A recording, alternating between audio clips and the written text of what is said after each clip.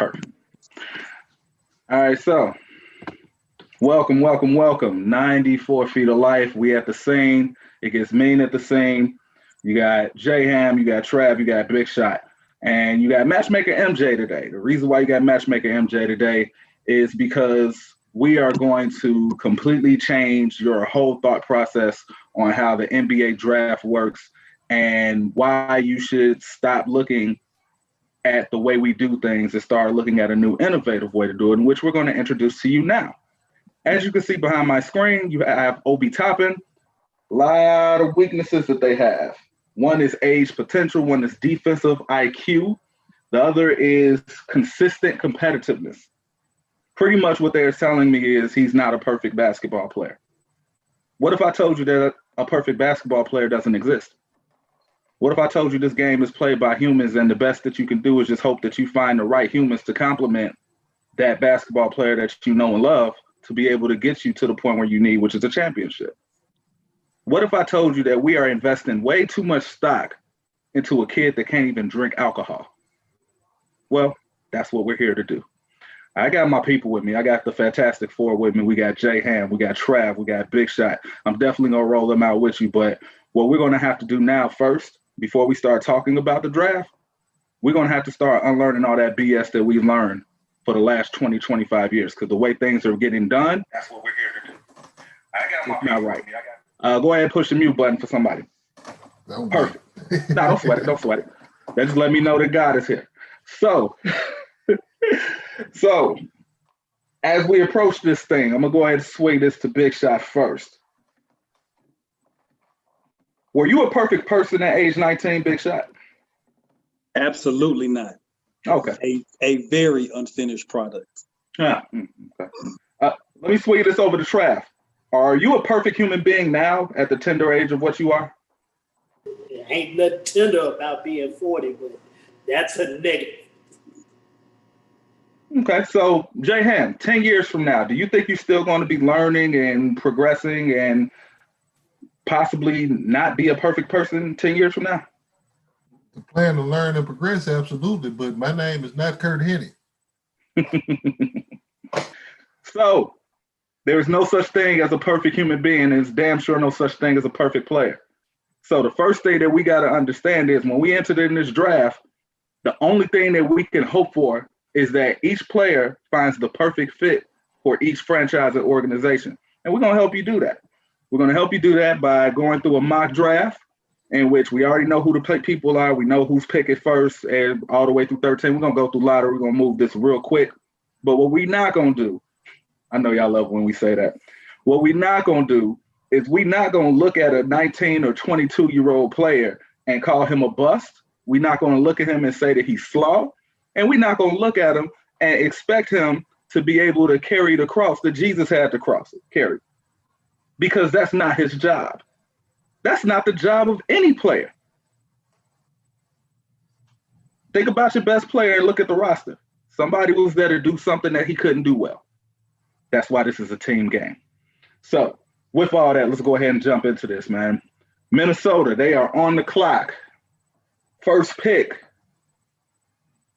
What do they need, Big Shot? Minnesota. What do they need? I feel like they could use a big man, a shot blocker, athletic to pair with Towns. I don't think that would be the worst pick in the world. I think obviously in today's NBA, another 3-and-D guy wouldn't be the worst thing. But MJ, what do you pick? Because that's what we hear for what you think. I love when we play catch. So this is what I'm looking at when it comes to this Minnesota team. As much as I love James Wiseman, I actually love him a lot for the league and where it's in right now. That paint is going to be relatively clogged because Karl-Anthony Towns still need room to be able to take advantage of the mismatch, and James Wiseman can't stretch the floor like that just yet. I think they go with LaMelo Ball. That's what the sources are saying. I think it's a perfect fit for all of them, mainly because at this point, I just want LaMelo Ball to just go somewhere where he could just play basketball. If anything, this boy been under scrutiny since age 14. Sophomore year, he scored like 90 some odd points. Everybody was picking it apart like, well, he scored this 90 points, but he was cherry picking. Then His father took him, put him to Lithuania. Then he came back, went to post grad. Then he went back to Australia. Look, I just want this dude to hoop. That's it. And with the teammates that he has, he definitely have some hoopers with him. Can't double team him because you got Karl Anthony Towns to worry about. He got another guard that's next to him in D'Angelo Russell, who's a former All-Star who can win his matchup against anybody. He got 3-and-D guys who can be able to hit the three and guard the tougher matchup, so he don't have to just go in that way. I think it's a match made in heaven. The only question is, will he go away from the best basketball situation and chase the big market? Let's swing this over to Trav. What's your thoughts about LaMelo Ball, or what do you think about Minnesota? It'll be a good pick for him. It'll be a good pick, but I really think if you're Minnesota, you got to go with Anthony Edwards. Okay. I think you got to go with Anthony Edwards. I mean, he's young, which that doesn't mean anything because you can be young and still travel in the NBA. He's talented.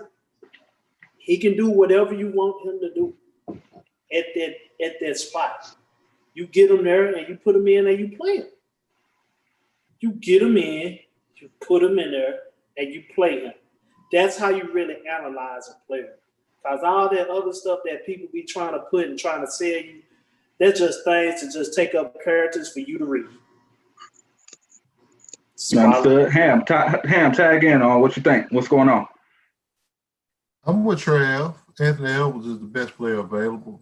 And I probably would prefer, if I had a preference, let's get him there. But also, I don't disagree with that idea of, bro, give Melo the keys. You know, let him be there, let him grow, let him have that young squad, that young NBA 2K, the light squad that they would have in Minnesota, because that's really what they will be. You know, a bunch of young gunners that's out to kill, you know, make they splash and name. But Edwards is the best player available. And common theme, we're accustomed to the best player available going number one overall. You know, and it makes sense here. But the varieties of options that you get that you can shake from out of this can help elevate things for a lot of teams around it. So I hate the draft, man, because of this simple reason. Because it's like, we got so many toys to play with so little time. But it's always great for discussion, especially right here in the lab. But I like Edwards, in that spot. But like I said, I'm cool with if you go Melo there. Okay, and it's a reason why I didn't pick Melo. I didn't put Anthony Edwards in Minnesota, and you guys are going to see why. Because, like I said, I'm matchmaker MJ. I want the player to have the best opportunity to be the best version of themselves for an organization that will benefit from him being the best version of himself. So you're going to see why I got Anthony Edwards not going to Minnesota versus LaMelo Ball. All right, so we're moving up to number 2. So Golden State. I'm going to be frank with you with this team. There's nobody in this draft that can help them do what they're trying to do, which is win a championship. Nobody. And I'm going to go on and say this. Usually you have a draft every 10, 15 years where you have that player that just transcends the game. None of that's here. You have guys who are extremely good, and if you put them in the perfect situation, they have the opportunity to be great. Maybe have 1 or 2 Hall of Famers in there. But as far as a guy transcending the game, it's just not here for this draft, which is the reason why we're doing this, because I want to see everybody be the best version of themselves, and I want to see the team be as highly competitive as possible. So with Golden State, because you're number 2, you're going to take Anthony Edwards because you have no choice. But I actually smell a trade that could possibly make this real interesting for a couple of teams. So before we go into my trade scenarios to be able to get everybody where they belong, go ahead, swing it over to Big Shot. What's your thoughts? I like the pick. I mean, I'm definitely interested to see what this trade that you come up with. But I would say if I was Golden State at number 2, Melo Ball is taking. Wiseman is the player that maybe you have the most chance of helping you sooner than later. But I'm gonna throw it right back to you because I want to hear what the MJ trade machine has cooked up for us. We got to be patient. I won't try after Jay have to talk before we do this. Draft, step in. if y'all know me, I've been screaming that the whole year since James Wiseman has been suspended. That James Wiseman is going to mess around and go to Golden State. That's just my choice. I mean, it's just me personally. It's something that I see that they may need, not to revolutionize their game, because Golden State play basketball like no other. It's not too many teams that play like Golden State, but with his size, his mobility, and his defensive play, especially on the weak side, that's where I think James Wiseman is a good fit in my eyes to Golden State. Ham, go ahead, step in. This is good stuff right now. See, y'all know me. My favorite Mick Jagger line in regards to sports is "You gonna make a grown man cry," and that was always associated. Anytime that Trav mentioned, anybody in the group mentioned James Wiseman, yo, the Warriors, they might end up getting James Wiseman, and grown men will cry. With that particular group, you plug him in at the 5, where he's one of those that can extend out on the perimeter. He can knock down the jumper. He's got a tremendous upside. That was my initial, like, yo, whether Golden State is at 1, 2, or 3, take that kid. That's just how I felt about it. Now, on the other side of that, I got the cheat sheet on the trade, so I'm going to go ahead. Let's get to the trade. All right, so this is chestnut checkers. If I am Golden State, I get the BPA, even if I don't get the player that I want, because I may be able to get something else that I need. So the Charlotte Hornets, they need a superstar. That's what they need.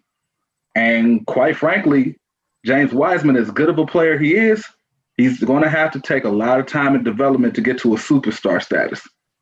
As we talked about with Anthony Edwards, you give that kid the opportunity, you give him 18 to 20 shots a game, let him bump his head for a season, you're going to see glimpses of a superstar. Athletic, really competitive shooting guard. That sounds kind of familiar. Oh, yeah, Charlotte Hornets are picking. So they picked James Wiseman. But if I'm Charlotte, if I'm the GOAT himself, MJ, I'm on that golf course and I'm swinging with my cigar in my mouth. And I'm going to make a call to my old teammate that I used to choke out, Steve Kerr. And I'm going to be like, yo, Steve, check this out. And I ain't going to threaten you. Ain't no strong arm. This is a win-win deal. Right. Win-win. Sure nobody getting strong arm. No, it ain't a strong arm. We just talking as old teammates, as champions. I'm like, yo, Steve, check this out. I'm not stupid. I know exactly what you're trying to do. You're trying to compete right now, but you're still trying to stay in the Giannis sweepstakes for next year. So you're not trying to put anybody on your team that is going to hinder you from being able to go get Giannis. Cool. I like the Anthony Edwards kid. He's going to change my franchise. So this is what I'm willing to offer you. I'm willing to offer you James Wiseman and Nicholas Batum. I'll take Andrew Wiggins and Anthony Edwards off your hands. Works for me because I get my Jordan Pippen tandem that I can mimic back in the 90s. I get my superstar shooting guard that I could live vicariously through and teach him the ways of how to get to that next level. Haven't been able to do that lately because I just don't have the dogs to do it. And as for you, Nicholas Batum, his contract expired in 2021. And that's $28 million off your books anyway. Not including the fact that you still get James Wiseman, who I don't know if he's ready to play or not, but it wouldn't be a bad idea to end up with James Wiseman, Giannis Antetokounmpo, Draymond Green, Steph Curry, and Klay Thompson as a starting 5. That sounds like something that'll make a grown man cry. Man will cry. So would y'all take that trade?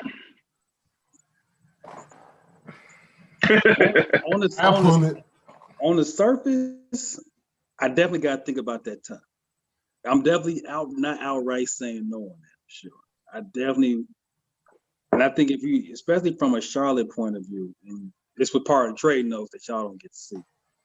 Charlotte with a crowded backcourt, they have a few things that are the same. So a trade like that and needing that star, I would definitely, if I'm Steve Kerr, I'm definitely gonna give that some consideration. I'm definitely gonna think about that a couple of times. And let's not forget, even though Nicholas Batum hasn't really did much in the last 2 years, it's because he's in Charlotte. What's him to do? You think he's not gonna fit in that offense? Multi-skilled wing who can guard multiple positions, make the three and make the extra pass. You think that he ain't gonna fit in that? Right. I don't know. But we'll let y'all think about that. Moving right along, we got the Bulls.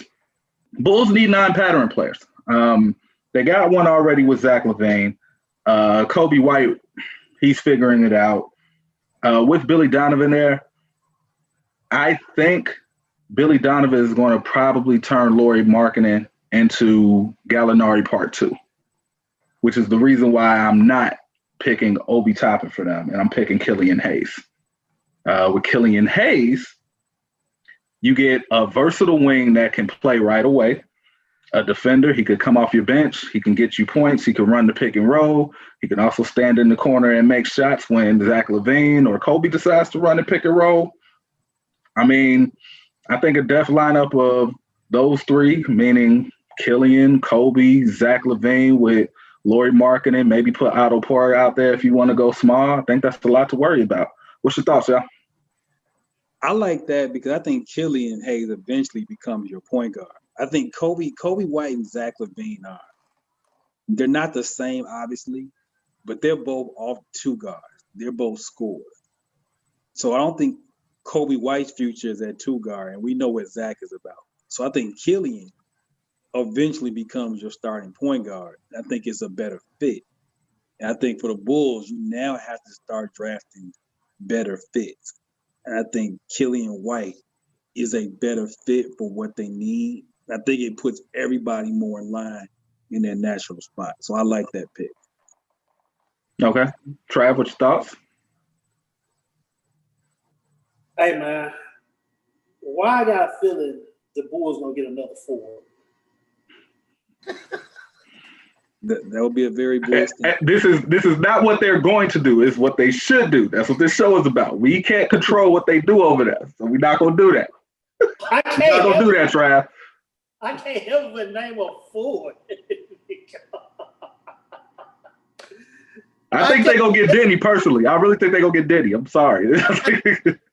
They may get the I can't even say his name.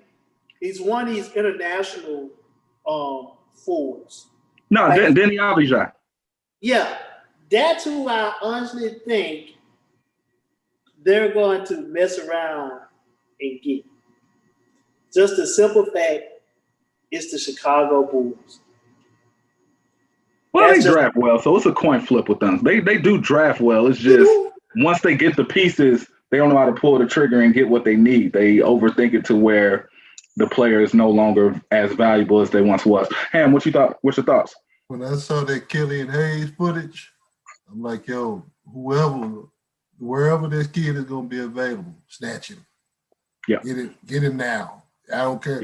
Yeah. With the exception, of course, Memphis, because, we got to play a point guard. But, outside of that, it's like, yo, the goods are like legit there, So it's just one of those deals, man, where I'm still really laughing at Trav because it's like, you understand what they should do, but it's like, this is what they should do, but this is what they do. They just kind of fluke it like that. But, say Killian, man, and roll on. To be fair to the Bulls, though, they did clear out all the people who made those crazy decisions. So I'm gonna give them a chance. They get a clean slate for me starting with this draft. You got a new GM, you got a new president of basketball operations, you got a new coach. You did the clean sweep you should have did years ago. So I'm gonna give him a fair chance. But if it comes back with another power forward like Trav said, then we gotta have a talk about what's going on if we do that again, even with a new regime.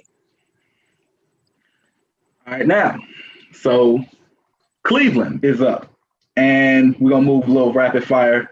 I got Cleveland getting Denny Avdija just because that's the next best player. And I also got Cleveland, while Steve Kerr and Michael Jordan are working out their trade details, I got Cleveland calling up Golden State as well. It's like, yo, look, You can have Drummond and the dude that you've always wanted all along, but you couldn't pick because he's not worth a number 2 selection. Just give me Anthony Edwards and Wiggins. Which deal would y'all want better? Man, look. Which one would you take, the Charlotte deal or the Cleveland deal? I probably would take the Charlotte deal, but then I don't see anything wrong with either deal either, so it's one of those where it's just, this is the crapshoot part of the draft that I can't stand, what I'm saying? Because it's like the Elimination Chamber and the Hell in a Cell in WWE. It changes lives and careers forever if you get this thing wrong, but in all honesty though, man, it's like either one of those I would be excited to see from a basketball standpoint, just to watch it try to develop, try to get something out of it. So that's just me. I'm patient like that, but everybody else ain't. All right, we're going to move this one to Big Shot, and we got Atlanta. So for Atlanta, I got them getting Obi Toppin, BPA, and I also got them needing to make a really huge decision with John Collins. Now, what I also have them doing, because I don't want my guy Obi going to a team in which he can't play. Obi to me is one of the top 3 most ready player in the NBA coming into the NBA draft to me. I think if I'm Portland, I got the 16th pick. I will make that call and be like, look, you tell me who to pick at this 16th pick, and I'll throw an extra 2 first-rounders to you. And give me Obi. Because Portland's in that weird situation in which they're never going to get in the lottery because they keep making the playoffs. They also have aging superstars who needs to win now. You do not want to be in a situation, if you're Portland, when they get old and they can't play no more, that you got to start this thing all over again. Ryan, thoughts? I think if you're Portland, whether it is to draft Toppin or you call the Hawks about John Collins, either one of those moves is a move that has to be made. Because as you talked about, Dame and CJ have been great for years, but it's not really gotten you anything. You got to the West Finals one time, but they need another guy. Even if let's say Melo does come back to Portland, Portland needs front court, and I think that was obviously clear in that Lakers series. So yes, if it's draft Toppin, cool. If it's trade for John Collins and the Hawks really like Toppin, either one of those works for me. Trav, any thoughts before we move forward? You're on mute, Trav. My bad. No worries. I want to go back to the last one and to the Cavs deal. The last time you had a big time pick not named Anthony Bennett, you picked a kid from Ohio. You seen what happened. That was like, 2003? Am I correct? You're correct. Why not stay in Dayton and keep that kid that's from Ohio? But they just may. It may happen, but I like that trade deal. If you're going to pick Toppins at the 6th, we're at the 6th pick. We're at the 6th pick. Portland need to jump on that. Because Portland is a team that's now nothing. It's now nothing. So I like that with the trade. I really like that. But Toppins, I think Cleveland should pounce on that if that happens. I didn't put Cleveland in Toppins because I don't want Toppins in Cleveland. Sorry. It's the only reason. I don't want to see him there. You got Tristan Thompson, you got Kevin Love, you got Andre Drummond, all there. He will do nothing but just be a waste for a whole year. Now, next year, if they get rid of everybody, cool. But Tristan Thompson goes somewhere else. Kevin Love go to San Antonio. Toppins right there. I feel that. So let's go ahead and move to Detroit. I'm not going to spend a lot of time on this. I'm going to be honest. They need everything, the kitchen sink, the bathroom, a new roof. They need all of it. And unfortunately, it's hard for them to get it because you stuck with Blake Griffin, who it looks like he's in the latter stages of his career where he's not going to be able to give you 82 full games. And with all of the rumors going on with Derrick Rose and him more than likely not coming back, guard play is a must because I looked at y'all guard play and it needs work. So might as well go with the best available combo guard and Devin Vassell. The one thing I like about Devin Vassell, I like that he came from Coach Hamilton. Coach Hamilton is turning into Wing University on the low. Him and Jay Wright, they know how to produce NBA wings. The one thing, though, is Coach Hamilton is so good on preaching team ball and, we before me, that a lot of their players never really turn into superstars, unfortunately. So if whoever gets Devin Vassell, I'm putting them on the Devin Booker plan. You get to shoot 20 times, 22 times a game. Let's see what you are. Shoot as much as you want because I know you're not going to make the wrong play because you're under good coaching tutelage. You're not going to make the wrong play. Leonard Hamilton already instilled that in you. You are not going to make the wrong play. So if you take 22 shots, it's going to be 22 shots I believe you can make. And if you're taking those shots and being that type of a weapon, maybe, just maybe, we can steal a few games. Ham, what you think? Everything that both of y'all just said. You actually expounded on the Leonard Hamilton part because it's like, anytime I see one of his kids in the draft, especially in that lottery area, I always get excited. And this going back to like Al Thornton, you know what I'm saying? So it's like, because he got, y'all know, Al had the goods, from me just, coming into that. But it all comes down to situation of where you land. That's going to allow your growth and development to, to manifest in that way. But everything that was just stated moments ago, I'm totally on board with. All right, thoughts from anybody else? Appreciate that, Ham. Yeah, we can go to number 8.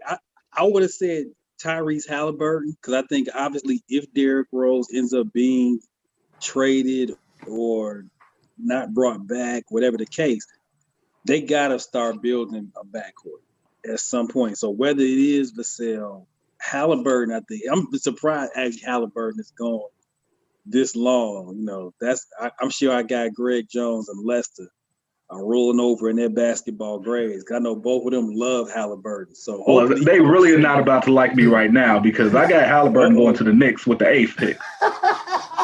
And there's your segue. But to be fair, that's the pick they should make. They have to make it. That's you can't pick another big. You can't pick another big. You can't. You have your wings already. You got them. Unfortunately, for better or worse, you rolling with RJ Barrett. For better or worse, you rolling with Kevin Knox. Yeah. The only thing that's really not shored up, even though you have 3 young point guards, they all do things that can contribute, but they are not what a New York point guard should be. You know how New Yorkers are with their point guards be. How they are. Be real. What did you say what did your director note say about the New York point guards? Oh no, I said they don't like any of them. New York does not like any of their point guards. And they don't. Yeah, but what I will also say is I'm not going to just give up on all 3 too. Dennis Smith Jr., I think you throw him on the wing, you gonna get 15 points. Yeah, when I read the part about that they don't like her, I swear Madman was sitting on the couch talking to Debbie about Craig, like, but he don't like her. He don't like her. That was the first thing that came to mind, man. I was like, oh, man, but it's the Knicks. Y'all know how I am with the Knicks. No, but with Halliburton, you get a 6'5". He can play with the other guards. He great IQ, can shoot it from NBA range and even beyond. Long, athletic. I mean, he's one of those guys in which you put him with RJ Barrett and you squint your eyes, you be like, wait a minute, y'all just might be building something that's watchable. Interesting. Now, what they're going to have to do is they got to make sure Julius Randle is on a rebound and push the ball up the court count. You get 5 of them a game, sir. You get 5. And you only get 1 for every 2 rebounds you get. Julius get numbers, B. Yeah. For every 2 rebounds you get, Julius, you can push the ball up the court. After that, that's it. Go get 2 more rebounds to earn it. For real, man. Because that's another reason why the guards are what they are. They don't get the ball.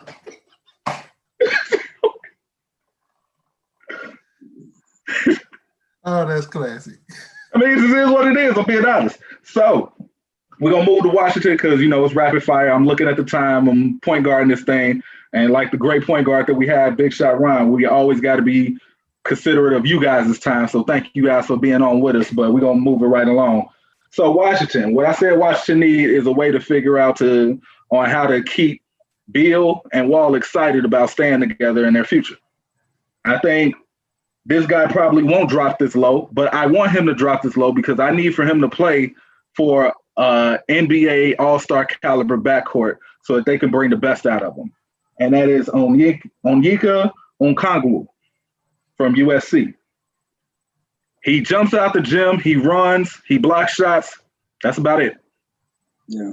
You put him on any team that a guard is not going to be able to create for him. If you put him on any team in which there's a log jam at the power forward position, in which you already have power forwards who can do what he do with skill, he's going to end up in the G League. And it won't be his fault because y'all drafted him to not play him, which doesn't make sense to me. If you're in the lottery, you're in the lottery for a reason. Get somebody that you need right now to win right away. So I don't think there's nobody on Washington team who has the athleticism that kid has. At least not in the front court. I like Thomas Bryant. Thomas Bryant has developed into a very serviceable player. Rui Hachimura is more along the lines of a guy who could be a 3-level scorer. They do not have that dynamic athletic person. And the fact that you got John Wall, who literally can shrink the court in 2 seconds, and you got Bradley Beal, who also is not a slouch of his own when he's running the pick and roll or running point guard duties. These guys are looking to find people. They're looking to throw lobs. They're looking to do these things. If you don't have the athleticism that they need to be able to throw those lobs, to be able to find those dimes for dunks, to be able to get the momentum going for this Washington squad, it's going to be tough. Trav, what you think? Mute. Sorry about that. Just you good? Who I am. You do that. You get that big.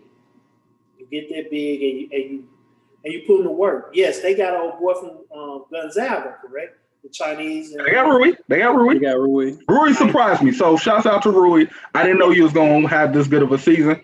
Yes. Hopefully you can mesh with John Water. Yes, that can be a nice dynamic front court.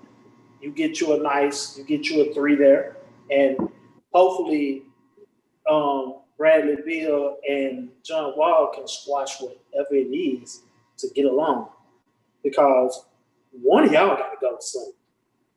One of y'all got to go. One of them got to go. So I do like that pick from the guy from USC. Or you make it go for your guy that's in Auburn. You can go that route there, Washington. You got a couple of good options. So. Yeah. Ham, what's your thoughts? I'm glad that you mentioned the Wall and Beal part, because they like, ain't no static there with us. It's just, if anything, it's probably just more frustration of not being on the floor together over the last couple, especially with the way stuff happened with Wall. Off-court injury that takes you out for the year. Gotta be frustrating. Yeah, that's frustrating beyond frustrating. If you get injured doing what you do, it's already frustrating enough, but you at the crib and had it happen. And I was glad to hear on the shoot interviews that I've heard on, whether it was JJ Redick or All the Smoke or whatever, that Brad expounded on it, was like, nah, ain't none of that. But the notes for this reignite their excitement, because they got a good base of what they got already there. Like we mentioned earlier with Hachimura, he came in and balled pretty good, through his rookie year. They almost have to reset, be patient again, but the patience is the window.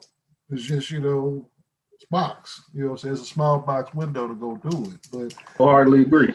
With this selection, though, I rock with it. The idea of it, I'm with that one. I'm on board with that one totally. Yeah, and like I said, I don't think he's gonna fall that far, but Right. I would love to see it because Right. I think that's the perfect fit for him. So, moving along with Phoenix. Phoenix, I said, need to keep just doing what they're doing. They set the tone last year. They drafted grown men who are going to be in bed by 11 when it's time to be in bed. They drafted guys who you ain't got to worry about a 3 a.m. call. They drafted guys who can play basketball, who likes playing basketball, and they got a coach who likes coaching basketball. Who would have thought that would work out? Interesting.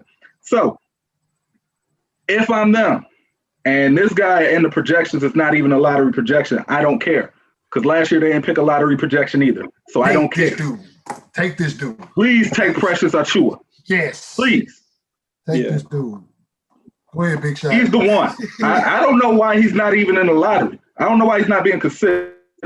Like, Memphis had every reason to be a mediocre team when James Wiseman was not able to bring back. They moved that boy from the 4 to the 5 and didn't miss a beat. And didn't miss a beat. He was the reason why they stayed competitive, as they were. You know, I agree. I think if you're a team like Phoenix, yes, maybe it's a little bit high, but you have to start bringing in people who are going to compete. And that's very cliched and very, pie in the sky. But Precious as a competitor is worth that pick. I think he's going to bring, he's going to bring 20 minutes. Early in his rookie year, Precious is going to give me 20 hard minutes most nights. With his rebounding, the way he runs the floor, his help defense, his offensive game will come around. That's what the hell you got Devin Booker for. So that's fine. But I in any other year, I wouldn't like it.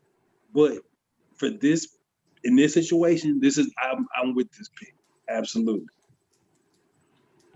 Ham, you want to say something? He reminds me with Brandon Clark.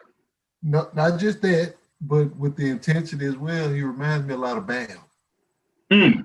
Yeah. You know, so just in that, but also in that same moment, Brandon Clark as well, where they have a maniacal pursuit to be very good in what they do. You know what I'm saying? It's like they're tireless workers, man. You know, and I saw that a lot with Precious, and his attitude wasn't swaying. He played, even with all the trials and everything that came about, with them having, knock off games and losing games they probably shouldn't have lost. And ultimately, they didn't get a chance to even play to make the tournament because we had everything shut down. But then, he was Conference Player of the Year.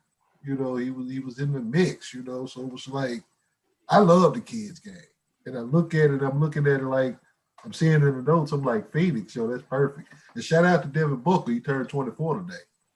Shout out to him. Heard he was partying with the Dashes, so salute to him. Have fun, sir. Wrap it up. Stay away from Kanye. So, wrap it up, man. That's all I say. So we're going to get this one to Trav because, this is it's almost like it's destiny. Like, the thing with San Antonio, though, is they got a lot of good, not a lot of great players. And they're great at development. So what better person to develop than Patrick Williams? I've seen film on him, and when I squinted my eyes, I saw Kawhi. I saw it. Then I looked at his weaknesses. I'm like, he got a lot of work to do to get to that point. But what better person to teach him than the person who taught Kawhi to get to Kawhi point? Because Kawhi wasn't Kawhi when he first came in either. So I think Pop will love this kid. 6'7", got the long reach, already likes shooting the mid-range, already play on balance, form looks fluid, doesn't do much when it comes to his handle. He just gets to his point, can guard multiple positions. Like I said, he's under Leonard Hamilton. So Leonard Hamilton, if you don't do anything, you're going to be able to be in shape and you're going to defend your ass off. So sounds like a Pop kid already. Trav, what you think? Y'all know me. I'm with the legal tampering. Yeah, but I wouldn't mind wanting Kevin Love. But at the same time, you know who I get? I get Cole Anthony. Here's why I get Cole Anthony. I would get Cole Anthony, and I would contact the person that I helped get a dream and help develop as a coach, as in Steve Kerr, who already has James Wiseman. I will put a package deal together, to give Cole Anthony and whatever else he wants to get James Wiseman. So then the Spurs will have something that we very much need immediately. We need an athletic big. And guess what? He's left-handed too. So put your David Robinson into play. We can begin to play ball. I've always actually said that James Wiseman belongs on the San Antonio Spurs. I just don't think they have anything to get him there with, because nobody wants Aldridge's contract. DeMar DeRozan has kind of reached, the ladder of his career in which he looks like he's on the downward slope. Maybe Lonnie Walker, you can be able to, because he has potential up to here if you really know what you're looking at. It'll just be tough, but if anybody can pull it off, it's Pop. And I would love to see Wiseman in the Spurs uniform, to be honest. I would love to see it. Is a home for kids whose fathers have played basketball. Why not Cole Anthony? All right, so I'm not going to even lie to y'all. We're going to run a little bit late, but we're giving y'all the real, and we're getting details into it, so we apologize. Anywho, so Sacramento Kings, they just need guys who could defend and play. For me, they got their big three already. I just want to see Marvin Bagley healthy at this point, because the kid is really like that, but nobody knows because he's not healthy. Hopefully he could be healthy this season.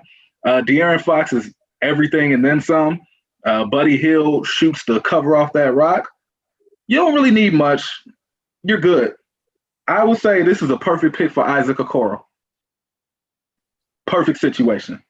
Yeah. And make him into kind of like a poor man's PJ Tucker with a little bit more sauce. Ron, what you think? I like the pick. This is your classic best player available. Sacramento has a lot of things that I actually like. It's just a matter of, can they kind of string this together with the combination of health and just a maturity. But this is your classic BPA. I'm with this pick, Okoro to Sacramento. All right, so we're gonna go ahead and move along to New Orleans so we can, shave a few minutes off. So to me, I don't think New Orleans is going to keep Derek Favors, and I also think that they're going to eventually shop Drew Holiday. Just a thought. I have no sources or anything behind it. I just have a feeling, because that team is so young, and at some point you're gonna have to get the keys to Brandon Ingram if you decide to bring him back, or you got to get the keys to Zion Williamson because he's the franchise. Anywho, with all of that being said, if you're going to build a team around these guys, you need shooting, and the one position you need shooting at is your point guard position. Yes, Lonzo Ball has improved on his three-pointer. I love the work that he's done. But, sir, you're still shooting 50% from the free throw line. I can't trust it. With that being said, I'm going to go to the Pac-10 and I'm going to get a point guard that can do the things that you can do and make shots and make his free throws. And that is Tyrell Terry. Ham, I'm going to let you talk about this one. Perfect. I mean, it was like when I saw it in the notes, it was like, the shooting definitely plagued them outside of what they had with JJ and just the score that they get with Drew. And, B.I. is going to be B.I., but it was a whole lot of you saw the youth, with their team, just coming over the course of the season. Now we got, who they just hired? Coach, they hired Stan Van Gundy, right? Mm-hmm. Yep. And he love his pattern players. Tyrell Terry can be a pattern player and still be good. A pattern player that Stan will be like, plug it, let's roll. And they can, when you add that in, I get that move like over there with Stan a couple, 2, 3, 4, maybe 4 good years before they either ready to take that ascension or they ready to change out with Stan, because of course Stan gonna get annoying after a while, even though he know his stuff. It's not to shortchange Stan, but when you have young teams like that, it's not unthought of to have to change your situation from a leadership standpoint, especially with coaching. Just to give them different voices, just to allow the different ideas of growth to come about for them. Hopefully Stan don't stunt nobody's growth, but I like this pick. All right. So it seemed like the more that I got the first 5 out the way, which are interchangeable, because, those 5 are guys who, can play anywhere and pretty much be them. So it's really subjective as to what situation fits better for them. After that, it feels like I'm kind of swinging and hitting on a lot. So this one, I don't think I swing and hit on because, to be honest with you, I don't even think they should even have a pick right now. And that's Boston. I mean, what do y'all need? Y'all don't need anything. Like, there's nothing y'all could get that's going to help. So I picked Jalen Smith just because I'm tired of seeing Daniel Tice out there. That's really the only reason why I picked him. I'm sorry. Like, I'm sick of seeing him, man. Like, and, you know, Robert Williams, his offensive game is just not there. So I'm like, okay, maybe you could kind of get a mesh between them. You could just, if you just put them together, they could be the big man that Boston looking for. I look at Jalen Smith. He's kind of like that. He can hit the three. He's athletic enough to protect your rim. He played in the Big Ten, in which, you know, that's a big boy basketball down there. So it's not like he's not going to be ready for the physical prowess that the NBA brings. He can move. He's athletic. He can catch oops. He don't need the ball. You give him the ball. He has refined moves, meaning don't give him the ball and just say, yo, all right, we're just going to walk down the other court, because that ain't going to happen. But you catch him in an imbalance, catch him in a good rhythm, you might see a thing or two. Big Shot, we ain't heard from you in a while. Thoughts on this one? Boston has to draft somebody who I think can give them something right away. I think if you watch the playoffs, that bench was so thin by the time they got to the Eastern Conference Finals. They drafted a lot of projects, and they used a high pick on Romeo Langford as sort of a project developmental pick last year. Whether it's Jalen Smith or somebody else, they need somebody who can contribute right away. They have too many guys to me who you're waiting on when your roster is that top heavy. Like Kemba, Tatum, Jalen, Gordon Hayward, Marcus Smart, those guys ready to win right now. They got too many guys on the bench that's not ready. So if they can draft somebody who doesn't need as much development at this pick, that to me is the aim if I'm Boston with this pick. Or package a deal and trade it for something that you need. I didn't think of a trade for Boston because I don't really see what's going to put them over to the next level. I just think what they have, they just have to work harder with it. Orders. It's just the process.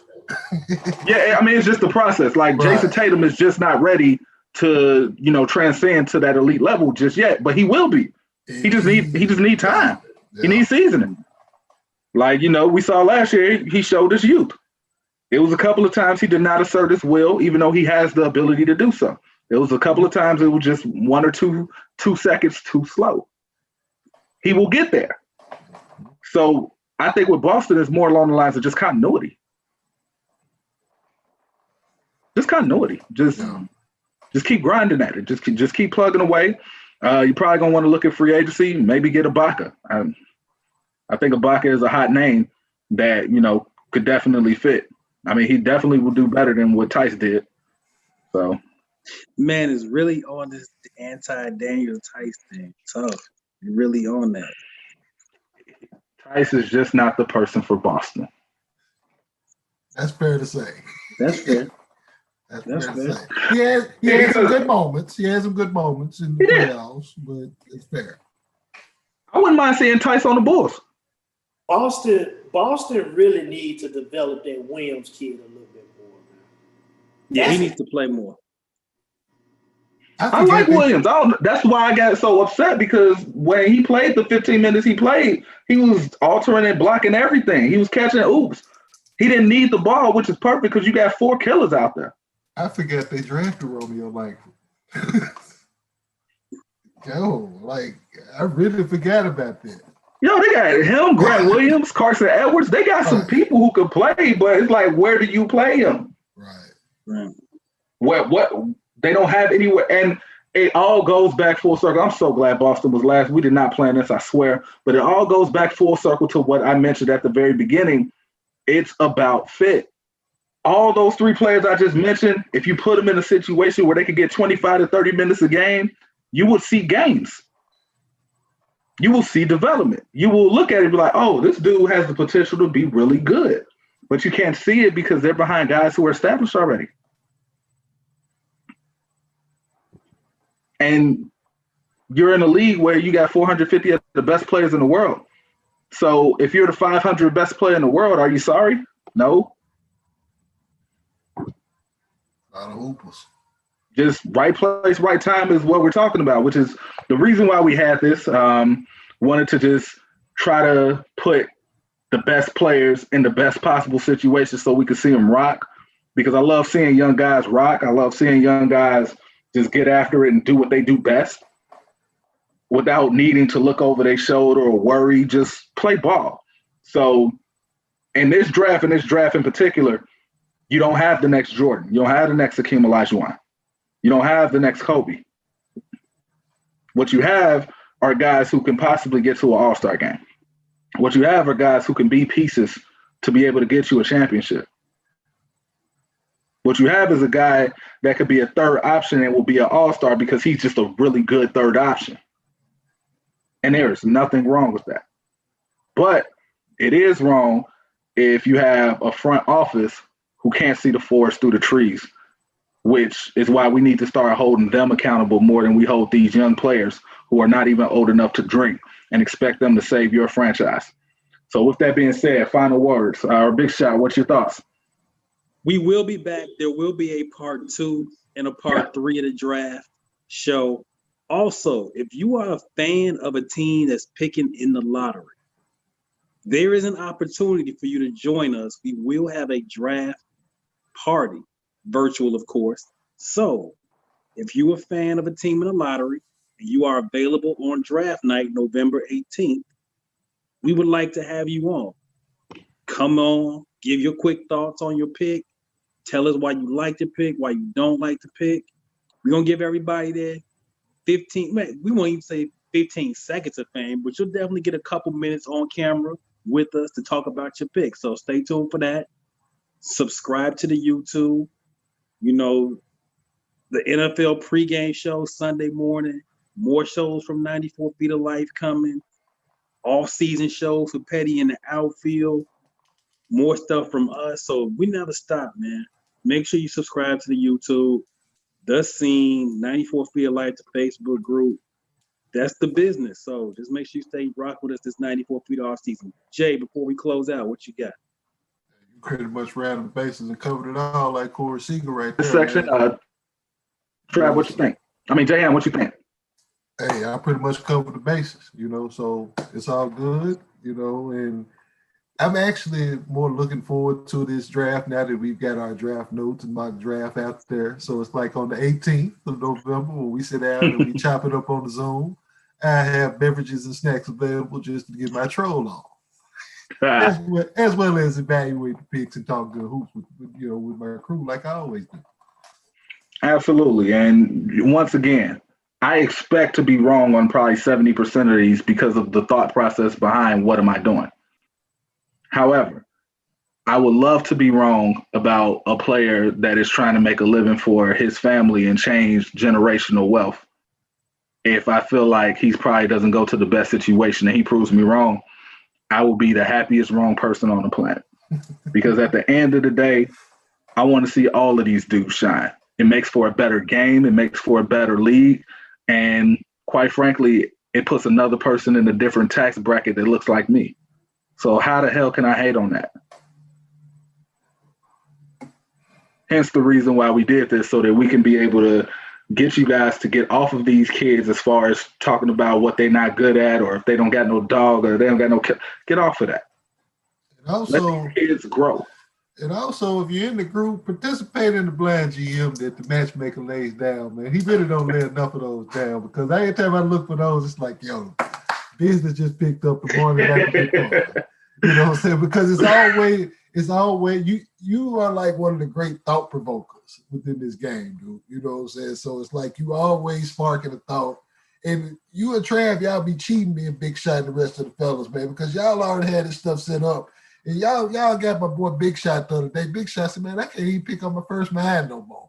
I know. First mind did me dirty. So yeah, make sure y'all join 94 Feet of Light, the Facebook group. We definitely have it's a very different basketball. It's not. It's we have our fun.